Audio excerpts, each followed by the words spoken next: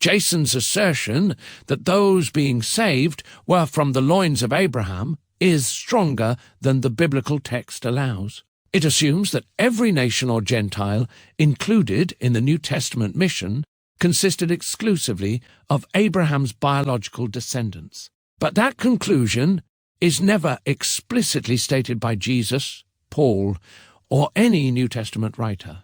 While many Israelites were certainly descendants of Abraham, where does Scripture ever say that all the nations being saved were biological descendants of Abraham? Paul is never portrayed roaming from city to city, investigating people's ancestry, nor does he ever tell his audiences, "The reason you are being saved is because you are physically descended from Abraham." In fact, Paul repeatedly argues that biological descent alone is insufficient, per Romans chapter 28 to 29 and Romans 9 to 6 at 8. His emphasis is covenant membership and participation in God's promises, not genealogy as the criterion for receiving redemption. The Old Testament itself provided lawful means for people who were not Abraham's descendants to enter Israel's covenant community. Proselytes lived under the same law, worshipped Israel's God, celebrated the Passover, and were to be treated as the native of the land, per Exodus 12:48-49 and Numbers 15:15-16. By the 1st century, proselytes and God-fearers were common throughout the synagogue world and appear repeatedly throughout Acts. If they already belong to Israel's covenant community, there is no biblical reason to exclude them from the redemption that came upon that covenant community in the last days. The burden of proof, therefore, rests with Jason. He must demonstrate, not merely assume, that every nation, Gentile, Greek, or proselyte encountered in the apostolic mission was secretly a biological descendant of Abraham. No New Testament writer ever makes that argument. It is an inference imposed upon the text rather than one drawn from it. In his YouTube short, Jason attempts to support his position by linking Genesis 35 with Acts chapter 9.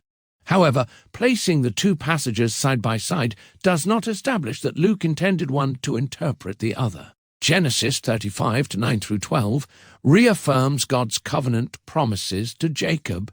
God declares that a nation and a company of nations will come from him, that kings will come from his loins, and that his descendants will inherit the land promised to Abraham and Isaac. The passage unquestionably concerns Jacob's physical descendants as the origin of those promised peoples. That, however, is a different question from the one raised in Acts. Genesis chapter 7 addresses the origin of the covenant people. Acts addresses the membership of the covenant community receiving the fulfillment of those promises. One passage explains where the covenant people came from. The other describes who participated in the culmination of Israel's covenant story. Those are related ideas, but they are not identical. Acts chapter 9 records Saul's conversion and Christ's commission that he would bear his name before Gentiles, kings, and the children of Israel, per Acts. Luke never cites Genesis 35, nor does he explain Paul's mission as the recovery of people because they descended biologically from Abraham or Jacob. If Jason wishes to argue that Acts 9 fulfills Genesis 35 in this specific manner, he must first demonstrate that Luke intended his readers to make that connection. He must also show that the Gentiles of Acts 9 are specifically biological descendants of Abraham or Jacob, that Paul's commission was to identify and recover those descendants, and that the company of nations in Genesis 35 is a technical reference to scattered ethnic Israelites rather than a description of Israel's historical development or the broader covenant community. None of those conclusions is stated in either passage. Throughout Acts, Luke consistently identifies people according to their covenantal or religious relationship to Israel, not by tracing their genealogy. His narrative repeatedly refers to Jews, proselytes, God-fearers, Samaritans, and Greeks associated with the synagogue. Luke never pauses to explain that these individuals were being redeemed because they were secretly descended from Abraham. Jason also places considerable weight on the fact that Genesis 35 and Acts 9 both use the Greek word ethnos, but this does not establish what he claims.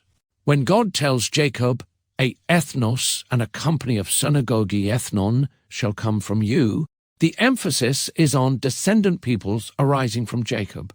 The word ethnos itself, however, is a broad term meaning nation, people, or people group. Likewise, the Hebrew gvoy, goy, that it commonly translates, is itself a broad term, referring at times to Israel and at other times to foreign nations. Neither word carries a single fixed referent, independent of its context.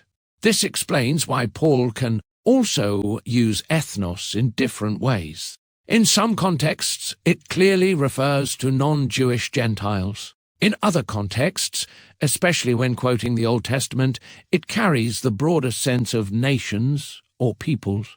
The lexical meaning of the word alone does not determine the identity of the group being discussed. Genesis 35 therefore promises that nations would arise from Jacob's physical descendants. But it does not follow that every later use of ethnos must automatically refer back to Genesis 35 or exclusively denote Abraham's biological descendants.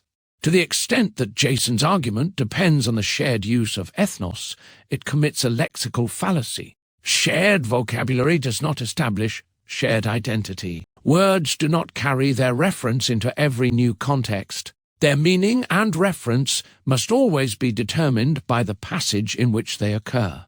Unless Luke provides contextual evidence that he intends Genesis 35 to control the interpretation of Acts chapter 9, the mere appearance of the same noun cannot establish a biological connection.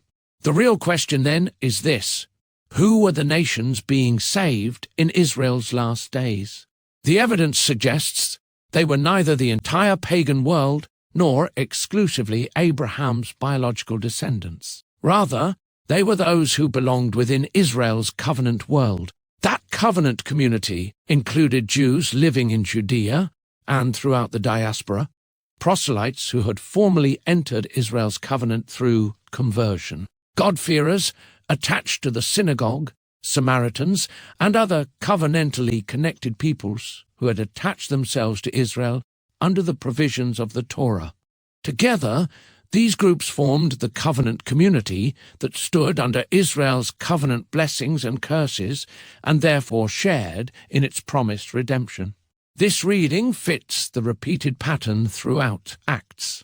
Paul consistently begins his ministry in synagogues where Jews, proselytes, and God-fearers gathered per Acts 2, 5, 10, 6-5, 13, 16, 26, 43, 17-4, 26.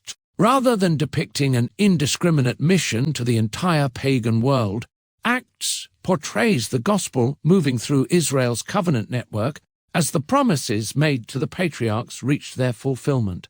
It also explains why Paul can say that Christ became a servant to the circumcision to confirm the promises made to the fathers, per Romans 15-8, while immediately speaking of the nations glorifying God for his mercy. In this framework, those nations are the covenantally connected peoples who had been incorporated into Israel's covenant life. Not every ethnic group on earth, yet not exclusively Abraham's biological descendants either. Consequently, if Jason DeCosta claims that the nations being saved were only those from the loins of Abraham, the burden remains on him to demonstrate that conclusion from the biblical text itself. Neither the Old Testament nor the New Testament explicitly teaches that the redeemed consisted exclusively of Abraham's biological descendants. On the contrary, the biblical record repeatedly portrays Israel's covenant community as including people who were not descended from Abraham by blood, but had lawfully entered Israel's covenant through the means God himself established. Under the covenantal inclusion model of Io, The nations being saved in Israel's last days were those within Israel's covenant orbit who received the fulfillment of the promises made to the fathers, regardless of whether every member of that covenant community shared Abraham's physical ancestry.